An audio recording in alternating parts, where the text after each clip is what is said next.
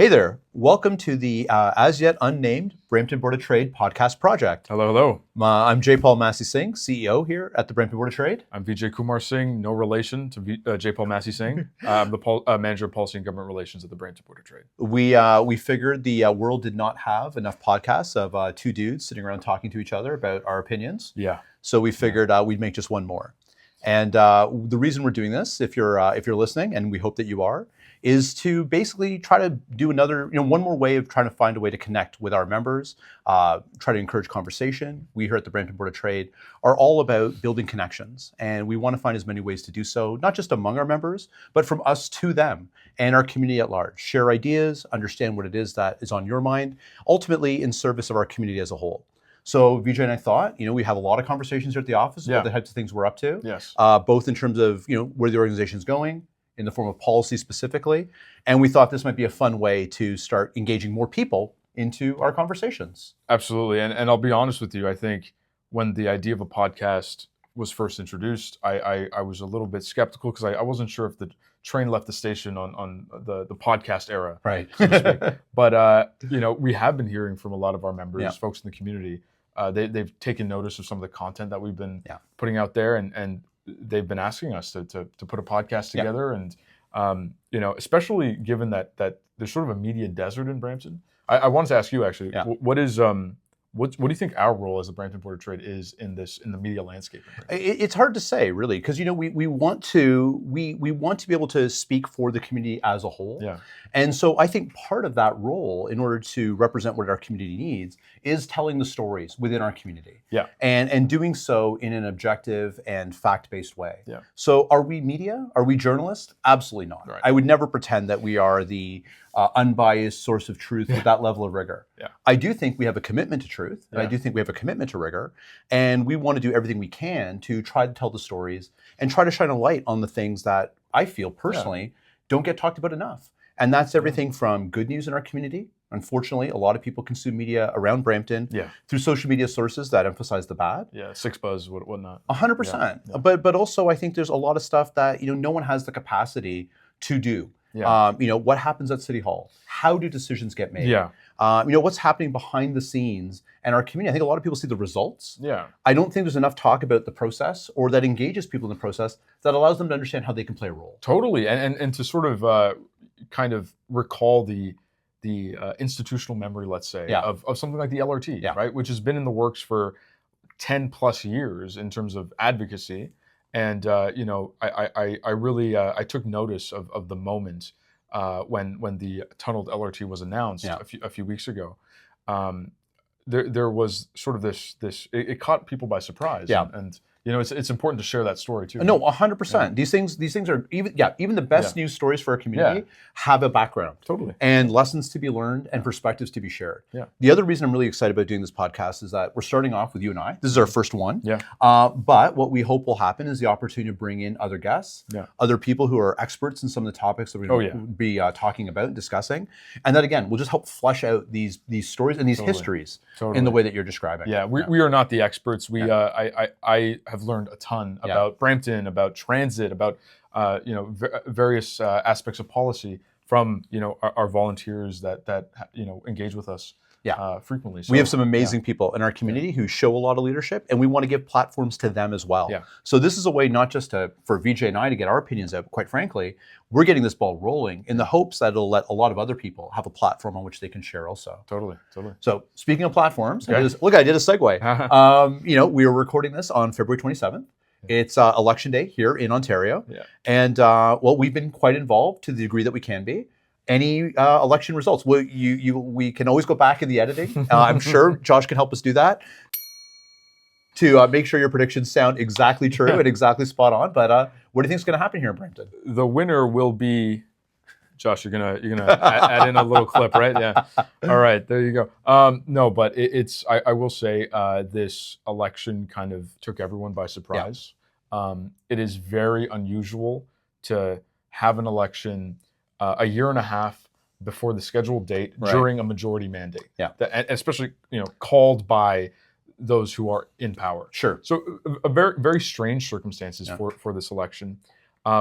It's unfortunate that E-Day itself, like there's quite a lot of snow outside. Yep, and, yep. The plows are out there, though. There's not a reason not to vote. Exactly. And a lot of candidates have advertised. Yeah. If you need help getting to a polling station, give their offices a call. Yeah. They will provide a ride so that you can vote. And you also don't need your VIC card, your VIC, your voter information card. You can show up with a piece of ID that has your address on there. And you can vote. So little things like this are important. But no, we've had a record low voter turnout the last provincial election. Yeah. I think most of us are anticipating an even lower turnout this election. Yeah. So if ever there's a time that every vote counts, it's now. Yeah. And if ever there's a time to remind everybody how to vote, it's now. Totally. Totally. What I wanted to talk a little bit about, though, is as you said, there's lots of speculation as to why the election was called now.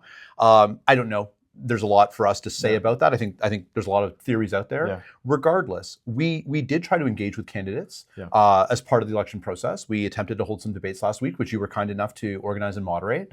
I'd love your perspective, not the why the election, but what did you learn through this election? What are your takeaways about the state of politics, provincially at least here in Brampton? Absolutely. So as I said, the circumstances for the election are quite odd, and I think there have been implications on the readiness that other parties, like the level of readiness that they had going into the election period, to the writ period, and you can tell that parties were confirming candidates like just a week ago before election day, and it was a bit of a mess, and you can tell that a lot of parties were scrambling to confirm their candidates, and I'll be honest with you. So we did have what were supposed to be debates. They turned into candidate conversations, one-on-one interviews.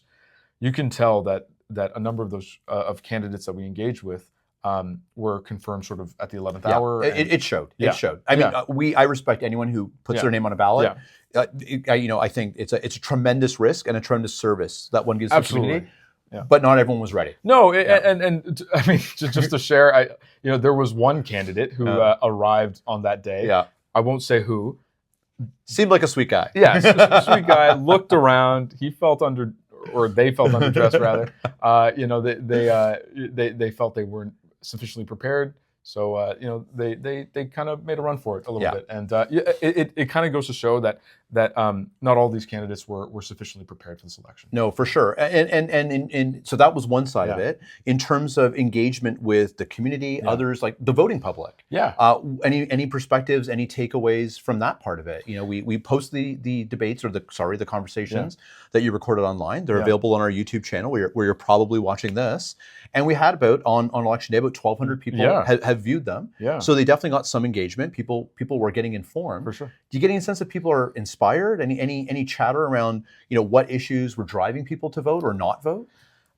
I think so. Based on what I've observed in the electorate, I think healthcare seems to be this common thread that everyone you see these organizations. They remind folks what the pandemic was like, and they remind folks about bike lanes and whatnot. This seems to be top of mind for a lot of residents.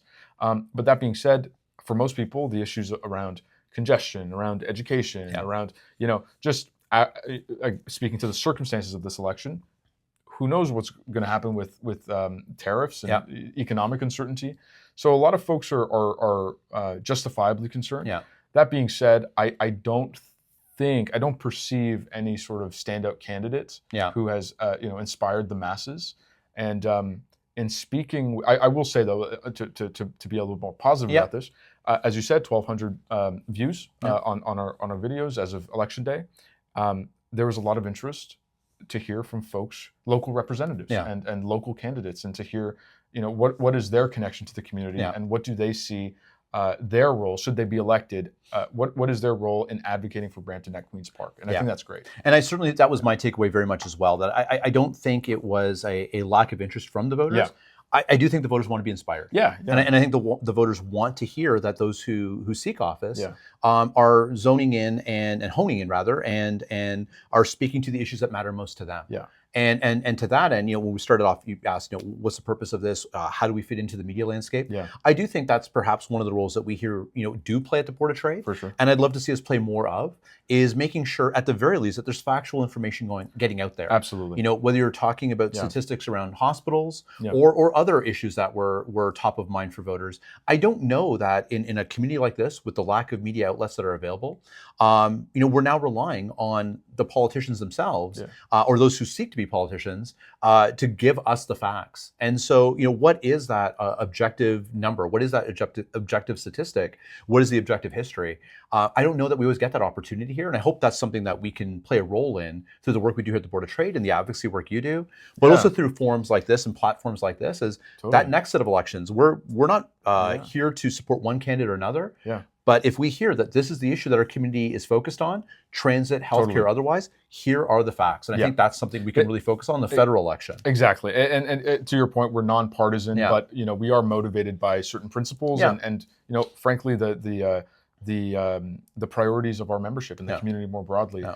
And it's interesting to note too. I mean, in this election, there were some significant differences between party platforms, but there was some consensus. Yeah.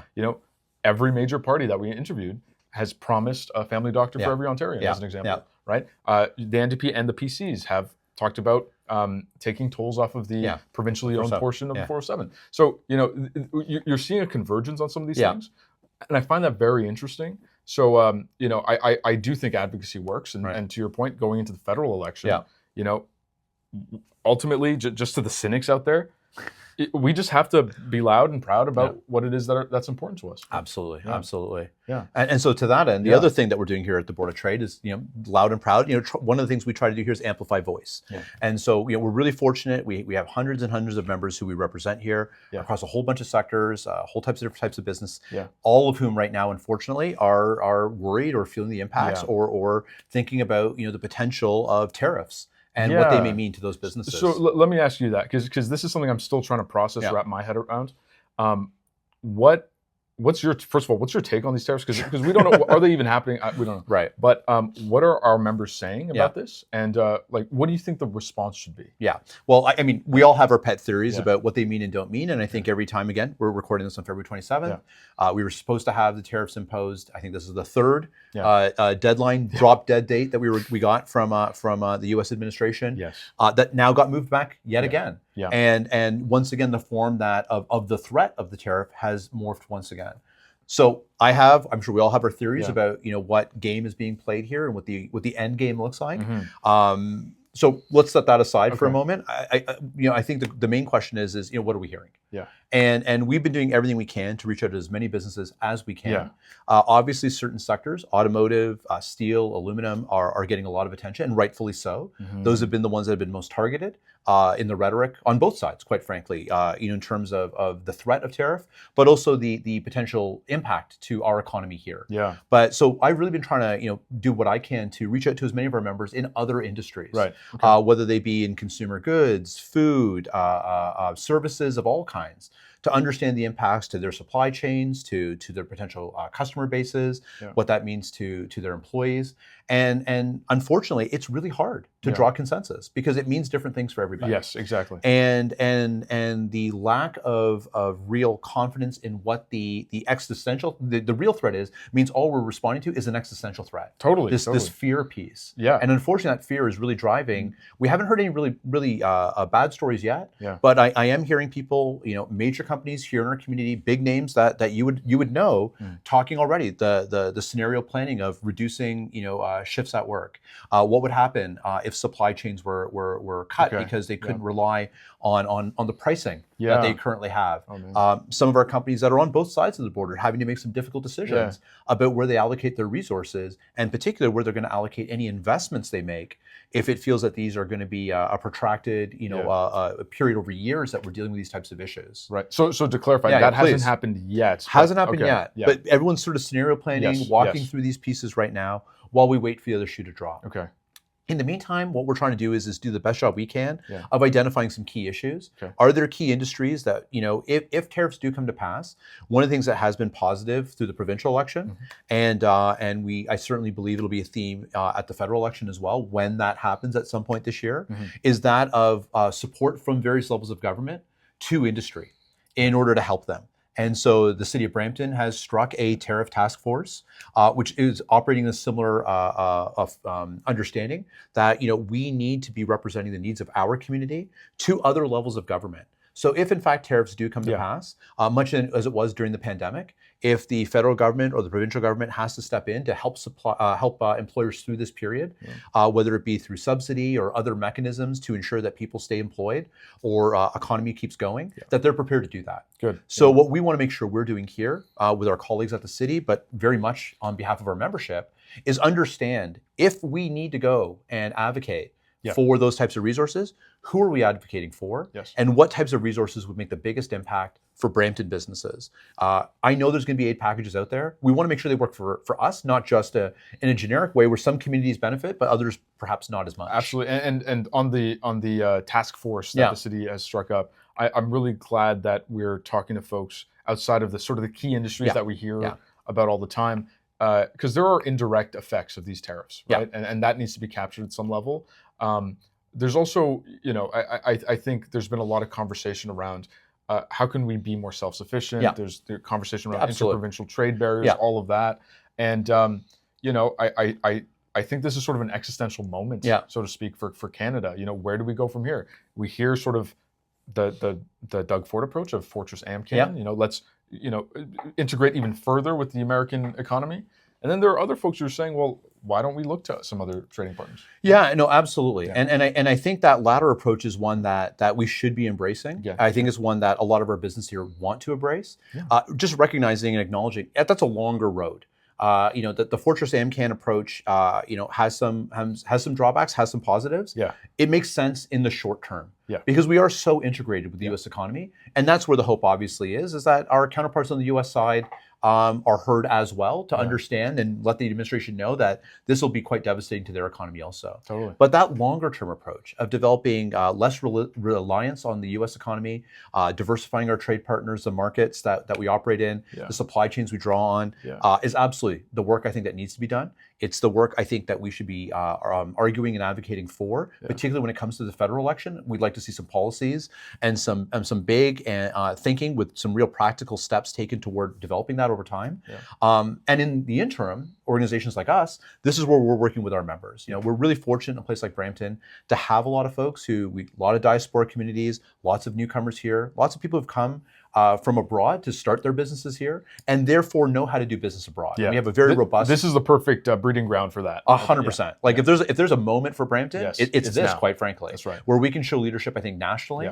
in terms of what international business could look like. Totally. And finding ways to help facilitate more success, because we know those seeds are already here, and leveraging the knowledge of those who are here and who have supply chains, whether they be in Asia, Africa, South America, who have customers, whether it be Asia, Europe, South America, and building out those two-way bilateral relationships is the work that we're going to be focusing a lot on in the coming months, working with our counterparts at the city, but also some of the great relationships we have among our members and the various government agencies that we work with here as part of our trade committee, as for instance. Totally.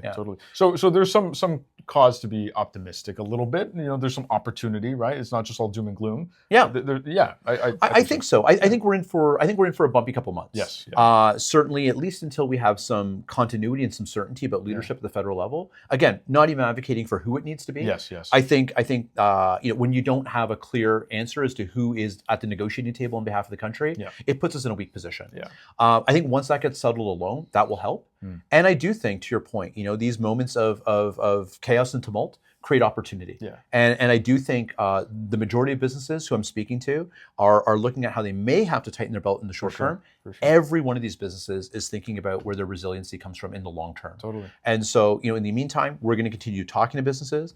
We did start our Built in Brampton campaign as well. So alerting individuals to, if you're making a purchasing decision, whether as a consumer or another business, and you want to support not just a Brampton business, but specifically the actual products that are produced in this community to help, support Brampton jobs, go to our website and learn who those companies are and those products are. And if you are a Brampton company producing a product here, go to our website, answer the intake form, and make sure we list your products there so we can draw more attention to the great work you're doing here to support our local economy, because that's ultimately what we're here to do. Great, excellent. So maybe we can wrap up just kind of looking at the future, what we got coming up. Well, you've got a big week next week, so why don't we talk a little bit about what you've got going on? Yeah, so on Wednesday, on March 5th, we have our event in collaboration with Civic Action called Moving the Needle. And what this is it's a conversation around housing. Yeah. Right. And there's a spectrum when it comes to housing, from deeply affordable housing to market housing and everything in between. And essentially the goal of this event is to get folks in the room, particularly, frankly, young people, folks my age, who are thinking about, all right, where should I settle, right? Where can I afford to live and start a family and all of that? The data is clear. Young families are leaving Peel Region. They're leaving the 905. It's too expensive. They're going, further and further away. They're working here, so they have to get cars, and that leads to the congestion crisis and all that. So, this is a problem. What can we do tangibly from an advocacy perspective to move the needle? See what you did there. There you go. on affordable housing options. Again, from the deeply affordable side of the spectrum to the market housing side of the spectrum. And I think everyone will agree. Like, I don't know anyone who lives in this community who would say it's super affordable. We all struggle, whether it's rent or mortgage or otherwise. But I do think this is an issue that I think has slipped under the radar a little bit for people. Because our tremendous immigration and migration into Peel Region, I think, has masked this for a while. That this piece that you shared with me, and as we've done more research on this topic, the data has shown young families are leaving, young individuals are leaving. But I think it gets hidden because the overall growth of the region continues. Brampton recently became the third biggest city in this province. We will likely be the second biggest city in this province before the end of this decade. So it feels like we're always growing. But the reality is there are people leaving, and they're leaving because of affordability. So this topic is very, very important. And you're going to be on the panel too. So I'm doing a short presentation on the causes, how we got here. And then we're having a panel with Jaipaul. He's going to be speaking from the Brampton perspective and some of what we've been working on as it pertains to housing. And we've got a few experts as well. Yes, we have Leslie Wu, the CEO of Civic Action. They've been doing a lot of work on this topic as well. They're a GTHA-based organization. They do a lot of work in Toronto as well, so we'll be hearing from them. We have Chi Tam, who's the managing director of the Toronto Chinatown Land Trust, and it was important for us to include their voice because non-market housing is also part of the solution. Absolutely. And lastly, we have Kevin Rupa Singh, who he ran on a couple of campaigns on a mandate of bringing more affordable housing to his community of Scarborough, which is an analogous community to Brampton. Absolutely. So we're going to have a very interesting conversation, I think, representing a range of perspectives, and I'm really looking forward to it. I think this is going to be great. And I think the piece that you want to touch on there, you did touch on there, but we should expand upon as well, is that we are really targeting, a lot of our events, we do them across our entire business spectrum. We want everyone in the room. But they do tend to draw oftentimes people who are senior leaders in organizations. That's right, And we have, but what we're really trying to cultivate here at the Board of Trade recently is more discussion, more engagement with emerging leaders in our community, those who are starting their careers, those who are entry level in their careers and really looking to establish themselves here in Brampton. So this event, in addition to its topic focus, we're really trying to, you said, I just want to make sure we're emphasizing that. We're really trying to draw in those who are in that emerging leader group, who are most affected, quite frankly, by the issue of affordable housing. And this is a beginning of a series of conversations. We're not envisioning this as a one-off. Next week is going to be about housing. The next time could be about a different issue. But we will continue this dialogue as we talk to more and more people in that particular demographic as well. Absolutely. Absolutely. And then we have an event the day after. Yes, because we weren't busy enough next week. We do also have our Inspire Her event, which is our annual event in celebration of International Women's Day. This is where we celebrate women in our community doing great work, both from the business sector and those from the community sector as well.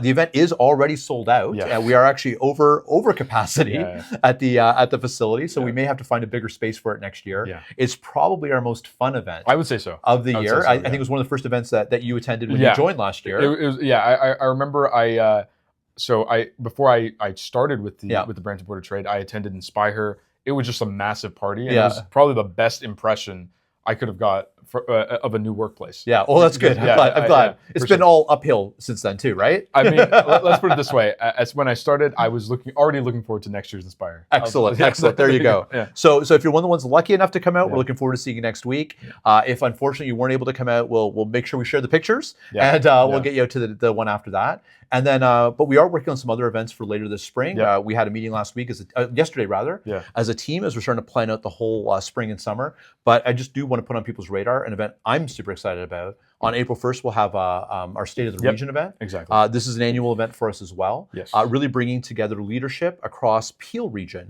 But and which is what it's been traditionally. We've started to expand that the big R region of being Peel, Brampton, Mississauga, and Caledon, but also the small R region. Those around us, Halton Hills, Vaughan, Milton, who are part of our ecosystem. Many of us live and work in these different communities. May have businesses in both of those communities, and really talking about those larger interests as they, what are the issues and the opportunities. One of the things we learned along the way last year, we're looking at the stats, was the Peel region itself and its environs is the second biggest economy in all of Canada after Toronto itself. And so we are an economic powerhouse. We are a diversity powerhouse. And there's a lot of great stuff happening here. And so that's an event I'm really excited for. We're just finalizing the speakers, but we've got some great ones lined up talking about the current economic status, but more importantly, where we think the region's going in the years to come. So that's going to be a really fun one that we'll talk about in our next podcast. Exactly. I think so. And I think it's really smart to be taking a regional approach because at the end of the day, business doesn't care about municipal borders. Sure, right? Absolutely. And, absolutely. As you said, I mean, it's such an important region for North America, and especially in light of all this U.S. tariff talk.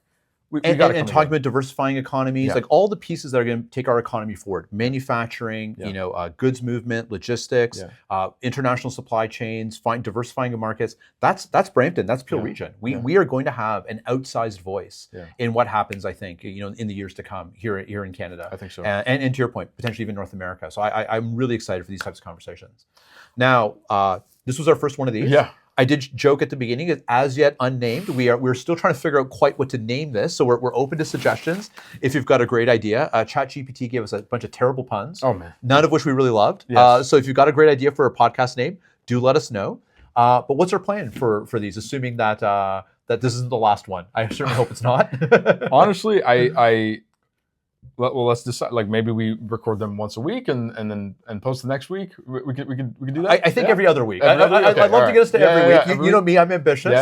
Josh will kill us if we ask him to post these for us every week. Sure. So every other week, and then okay. we'll get to every week. Okay. How's that? I think we can agree on that. I think that makes sense. All right. So if you're watching this, it may be on the Wednesday that we're putting this out. Our goal is to put these out every other Wednesday. We're going to do our best to be topical, let you know what's going on in our community. Hopefully you enjoy listening to Vijay and I. And perhaps if you want to even join the conversation, do let us know. Please. Drop a comment. Let us know what you think. If you've got feedback, we are open to feedback, yes? Yes, please. We are not experts. Please. We need it. And if you want to send us some ideas on how we can improve this or topics that we can be talking about, let us know. And finally, visit our webpage at the Brampton Board of Trade and learn about how you can get more involved in the work that we do. Vijay, you want to plug the work you do on the policy side, PGR? I think it'd be a great thing. Yes. If you are at all interested in some of the advocacy work that we do, if you want to learn more about some of the policy priorities in Brampton, every month I host with a group of fantastic volunteers a committee meeting on the first Thursday of every month. It's called our Policy and Government Relations Committee. We talk about everything from transit to immigration to housing to healthcare, you name it. Anything that's a priority in Brampton, we discuss. So if you are a business or an advocate of any sort, reach out to me at vsingh@bramptonbot.com and I can put you on the list. Yeah. And then obviously come out to our events and we'd love to see you and hear from you soon. All right. All good? Thanks. All right. Take care.